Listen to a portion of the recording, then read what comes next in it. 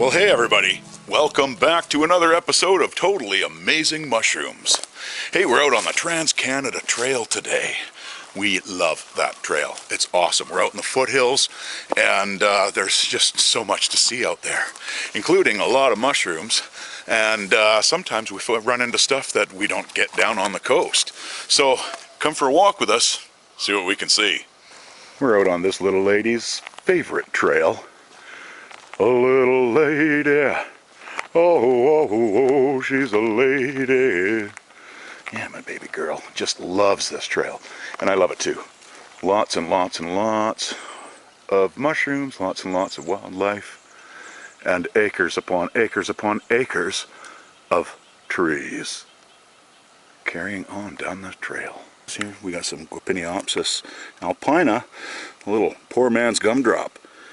Yeah, we've already covered these guys, and yeah, they're totally edible. Oops, that was my glasses. Totally edible, supposed to taste like Fruit Loops. They do not. Tastes like nothing. Just a slimy little thing. Here, I'm trying to get it up, but got more dirt in my hand than I got in these guys, so.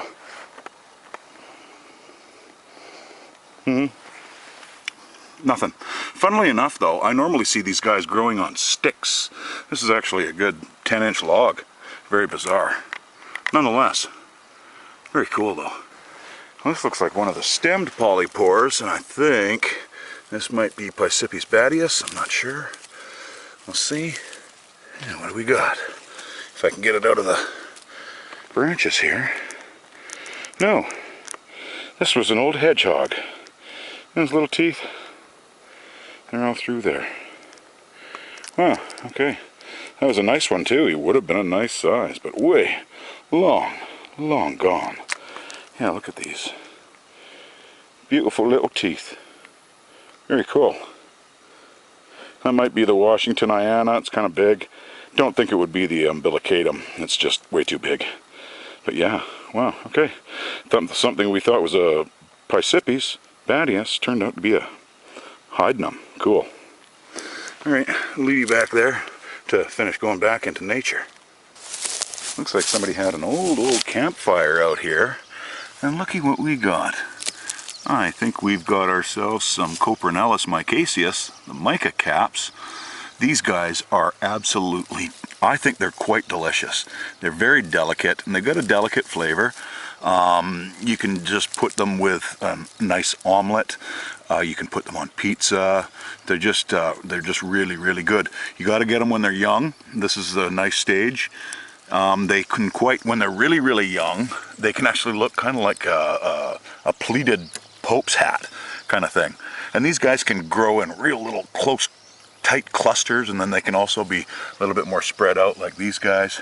They're just coming up, so I mean they may come up in more clusters as well by the looks of things. So these guys do not have the coprin in them, so you can drink alcohol with these. It's not a problem. It's not like the Coprinopsis atramentaria or the Coprinus comatus. That's the shaggy mane. Now those ones are quite obvious. Now the one toxic one you may have to be careful of would be the Galerina marginata, the funeral bell or the deadly Galerina. And we're just on the edge of a clearing, and it's starting to get a little windy, so I apologize if the audio is getting affected here. So anyways, the marginata has a kind of rusty brown spore print. This one is almost black. Also, it can have a little ring zone on its stipe on the marginata. These ones do not. And here's one way to tell of the mycaceus is first of all, the color. They can be very light tan to this kind of color, and it is these little tiny little mica fibers on them, or mica-like fibers on them. And that's what gives them away. And the atramentaria has a gray kind of color. Now these guys, as they age, will start to turn gray because of their spores on the underside. Their flesh is so thin and their spores are so dark. But you can see how striated these guys are. Very pronounced. Almost looks like corduroy pants or something. I don't know. But these guys are delicious, and they are also autodigesters. they will turn into black ink, a black ooze, eventually, and that's the way that they distribute their spores. So yeah, love these guys. There's only a few of them here, so not worth me taking any for dinner, but you never know what else we might find out here. Oh, one more thing about these is make sure you are aware of where you're harvesting them. They can absorb lead and cadmium and probably arsenic, so you know, they can just absorb the heavy metals and they can hang on to them. So be careful where you harvest from. I really got to do a video on where not to harvest. Now, I've been finding elastic bands and just chunks of salal everywhere. This is a Gaultheria Chalon. Yeah, so they come out picking, and it's fine, you know, I mean, it's totally fine to pick the stuff, but don't leave your garbage, man. Come on, it just drives me nuts. Elastic bands all over the place. I've already picked up a pocket full of them. Anyways, let's carry on. Okay, well, I did not expect to see this. Right down there, underneath that log, a little winter chanterelle. We're in the middle of March, and I actually see another one kind of sitting over there underneath that one. Right, we're going to get you in a little closer and take a look at this guy, see how badly beaten it is. It actually looks like there's two of them down here, and see how badly far gone these guys are. And they're just, you know, they'd probably be okay. Little on the slimy side, but you know, usually the rain just completely makes them mush. Huh. Unfortunately, there's only two anyways, and they are a little bit farther gone than what I would like. Oh well, that's not a problem. Huh. Well, we might get lucky and find some that were maybe in a little better shape. I'll put these guys right back down. This one caught my eye, and I had to dig it out from all the branches that were over top of it. This one here is Pseudoplectania melena, also known as Vogesiaca. We featured one that we weren't quite sure of in a few videos back, and pretty positive now that it was the melena. We had a few people weigh in on that as well, which was just awesome. I love hearing people's comments and their thoughts. So that's really awesome. One of our amazing subscribers also mentioned that on the ebony cup, the Pseudoplectania nigrella, the hairs that are on the underside of the cup can be very tiny, and you may need a hand lens to actually see them. So if you happen to find what you think is the Pseudoplectania nigrella, the ebony black cup, make sure you got a little hand lens with you. But this one is about 3 inches wide, and the nigrella only gets about 1 inch.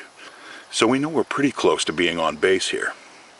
They have a little tiny little nub of a stipe, as you can see here, and they're wood dwellers. If you see them on the ground, they're probably a piece of wood underneath, and they're very, their body's quite solid, like it's quite, and it's not full of jelly. It's quite solid all the way through, and again, tiny stipe. But yeah, awesome little Ascomycota, beautiful. And one other thing I forgot to mention about the Pseudoplectania melena is that these guys actually, yes, they like conifers, but their favorite is of the Abies genus. And we actually are, well, this one right here is an old Abies balsamia, dead guy. Here's another one that's still alive. But yeah, there's several Abies in here. So yeah, so these guys like growing on those, so, and they'll grow on any of the Abies branches and whatnot that fall on the ground, like this one. Very neat. Just one more little note about these guys.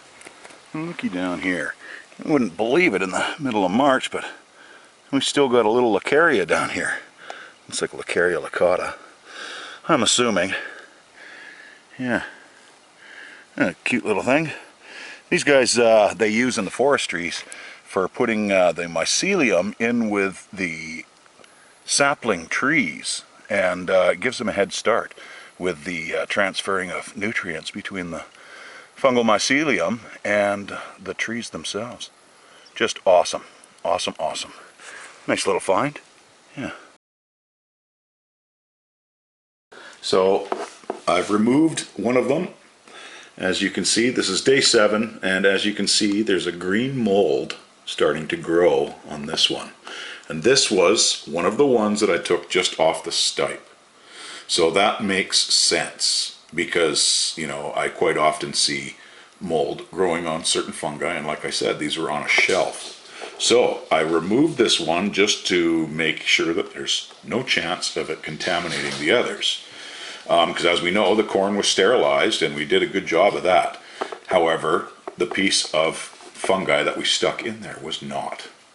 And the ones where we took the core out of, we sterilized the outside and then we took the inside of them. So hopefully there was no mold on those. So we'll see. We've still got 3 jars left, and that's how she is.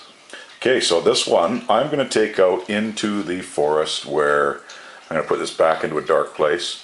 And I'm going to take this out into the forest and I'm going to put it on, I've got a dead alder out there, and I'm just going to sprinkle these corns in the bark. Maybe it'll do something, maybe it won't. You never know.